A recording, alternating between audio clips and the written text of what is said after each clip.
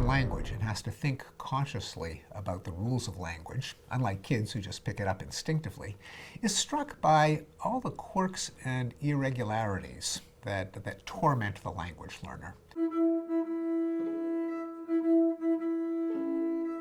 So let's take the past tense in English. There are thousands of verbs that obey a simple rule, add ed to form the past tense, walk, walked, play, played, swallow, swallowed, explain, explained.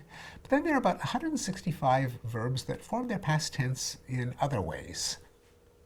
Bring, brought, sing, sang, cling, clung, wind, wound, find, found, come, came, go, went. What's the deal? Why does language have all of these quirks? And it isn't just in the conjugations and declensions, which torment the language learner. They're also in pronunciation. We say obscene, obscenity, but we say obese, obesity, not obesity. We say the hardness, but we say opaque, not opaqueness, but opacity. So we've got all of these exceptions. Why does language have this hybrid structure of elegant, almost mathematical rules, but also these maddening exceptions? Ultimately, I think this comes down to the neurological structures that are behind language and ultimately behind brain function in general. Namely, like any computational system, the mind comes equipped with rules or algorithms or procedures, and those help us deal with an unlimited number of possibilities, including new ones. When a new word enters the language, like to dox, namely to reveal someone's identity by divulging confidential documents, or to sext, to broadcast a nude picture of yourself in a text message. We don't have to go to the dictionary to look up the past tense form. We know that it's doxed and sexted. So rules are like the regular rule form the past tense by adding ed are very powerful. On the other hand, we also have to have a huge capacity for memorization. And that's because our vocabulary, the 50 to 100,000 words that we learn, are arbitrary pairings between a sound and a meaning. You can't figure out what the word for dog is going to be just by knowing that it barks and it lifts its leg at fire hydrants. You have to have grown up in an English-speaking community where people refer to that animal with dog and just use brute force memorization. Children are good at ferreting out the rules of language. We can see that in the kinds of errors they make, like we holded the baby rabbits, or the paper teared, so I sticked it together, where they over-apply the regular rule to the irregular cases, showing that they're not just memorizing what they hear from parents, but kids are also very good at memorizing words, and it's thought that a child picks up a new word probably at a rate of about 1 an hour from the age of 1 through adolescence. Now, because you've got these two systems, memory and computation, in terms of language, you might call it lexicon, that is the mental dictionary in which we store all of those words that we memorize, and the mental grammar, the algorithm that allows us to combine words in new combinations so we could talk about things that no one has ever heard of before. As when we tell a child the cow jumped over the moon. Crazy concept, but kids know exactly what you're talking about when you say that nursery rhyme.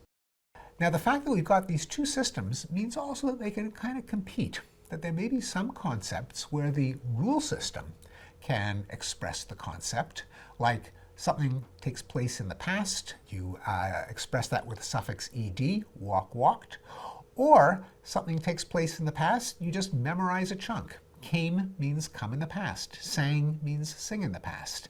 There's nothing that prevents a memory system from swallowing that solution whole and regurgitating it when it's needed next. And because the boundary is contested, does the rule system get to express it? Does the memory system get to express it? You've got languages as this pastiche, this hybrid between elegant rule-governed structures and quirky memorized structures. Hate to interrupt. Wouldn't you prefer uninterrupted indulgence? Head to findqualia.com to access the entire series by the genius Steven Pinker, completely ad-free.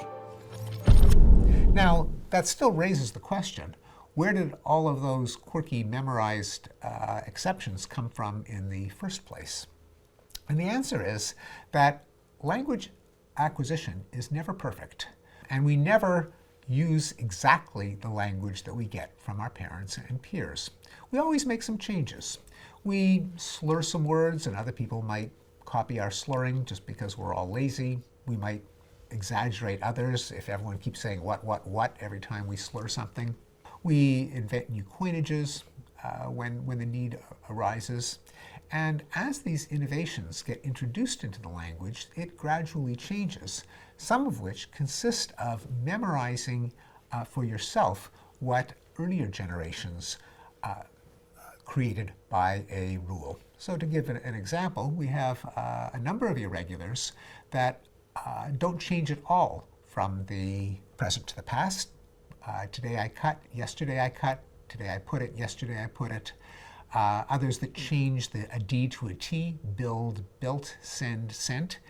Historians who go back in the history of the English language find that those often used to be regular.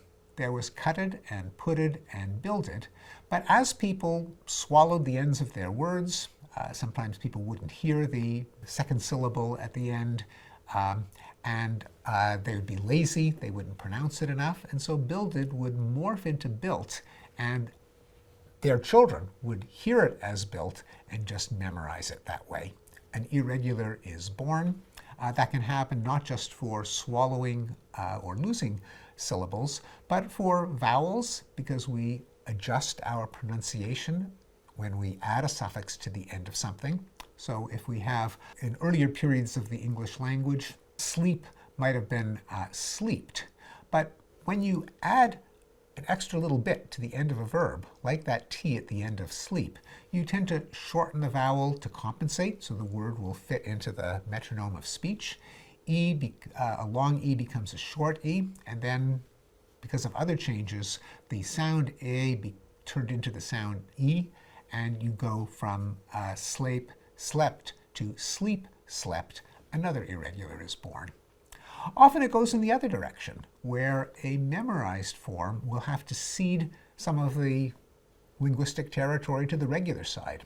And in fact, that's the more common occurrence.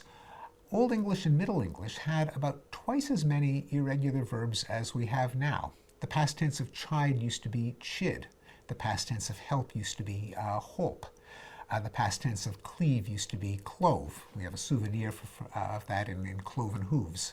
What happens over the generations is that the less frequent forms, and words rise and fall in popularity just like any bits of culture, because the irregular forms have to be memorized, because they're idiosyncratic, if an irregular form starts to decline in frequency, you might have a generation of speakers that sometimes forgets the irregular past tense form. Instead of saying clove, they might say cleaved, kind of like the way kids will say hold it instead of held.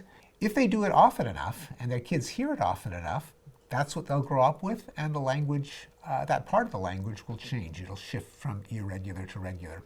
Indeed, in an analysis of verbs, find that one of the reasons that the common words in languages are so irregular, seemingly to torture language learners, the words that you use every day, go and come and keep and take and put, are all the ones where you have to memorize the irregular form. The reason is those are the ones that can survive the generation to generation process of memorization.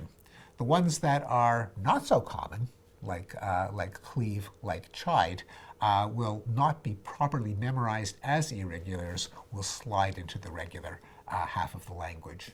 So with that process of memory and computation always competing over how to express a meaning, language will always be a mixture of the two. Even rationally designed languages like Esperanto will come to be irregular as children acquire them and memorize things that formerly were generated by rules, and that's why languages are these magnificent combinations of elegant mathematical rules and infuriating but fascinating exceptions.